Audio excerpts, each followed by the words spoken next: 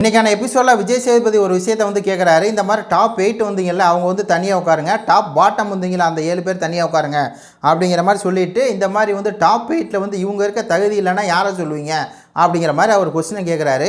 உடனே வந்து பார்த்தீங்கன்னா இந்த பவித்ரா வந்து சொல்லிடுச்சு, இந்த மாதிரி வந்து சௌந்தர்யா வந்து இந்த டாஸ்க்குக்காக அவங்க எப்போயுமே இருக்க மாட்டேங்கிறாங்க, அவங்க வந்து அவங்க மாதிரியே தான் இருக்காங்க அப்படிங்கிற மாதிரி விட்ட போடுச்சு.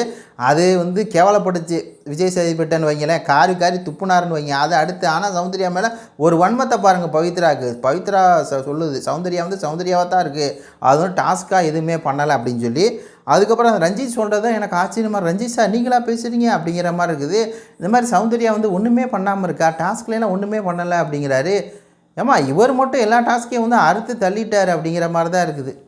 வன்மத்தில் பேசுகிறாங்க மக்களே. ஏன் அங்கே வந்து வேறு யாருமே கண்ணுக்கு தெரிலையா? வேறு யாருமே கண்ணுக்கு தெரியல, விசாலை சொல்லியிருக்கலாமே, சொல்ல மாட்டீங்க அப்படிங்கிற மாதிரி தான் இருக்குது. அடுத்து அருண் சொல்கிறாரு, இந்த மாதிரி பொம்மை டாஸ்கில் வந்து சௌந்தர்யா ஃபஸ்ட்டே வந்து அவன்கிட்ட அவுட் ஆகிட்டா, டாஸ்க்கே விளாட்ல அப்படின்னு சொல்லி. இந்த அருணோட மோத்திரையை வந்து சௌந்தர்யா கிழிச்சாங்க இல்லையா, ஒரு கதையில் வந்து ஹீரோ வில்லன் காமெடியும் அப்படின்னு சொல்லியிருப்பான், இவன் நல்லவனாகவே காமிச்சிருக்கான்னு.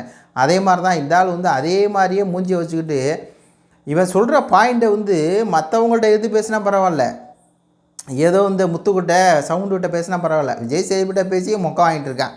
அப்புறம் வந்து நம்ம ராணுவ கேசரி ராணா வந்து காரி துப்பி விட்டார்.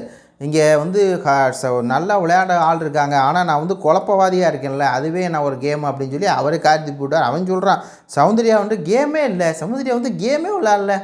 ஆமாம், இவன் மட்டும் அப்படியே கேமை அறுத்து தள்ளிட்டான். சவுண்டு நேற்றுக்கு வந்து ஒரு சம்பவம் பண்ணலன்னா இவனுக்கு கேமே இல்லை, எதையாவது ஒன்று குழப்பணும் அப்படின்னு சொல்லி ஒரு குழப்படியாக இன்றைக்கி காலையில் ஒரு காமெடி பண்ணால் பாருங்கள்.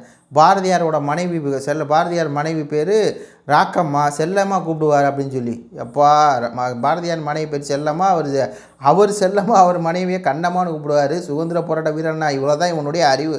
கேட்டால் அவங்க அம்மா சொல்லுது இவன் 12ஆவதுல வந்து 1100 மார்க்குன்னு. இவங்க எல்லாம் சேர்ந்து என்ன பண்ணுறாங்க, சௌந்தர்யாவை தான் டார்கெட் பண்ணுறாங்க அப்படிங்கிறது அப்பட்டமாக தெரியுது. உங்கள் கருத்துக்களை சொல்லுங்கள். நன்றி, வணக்கம்.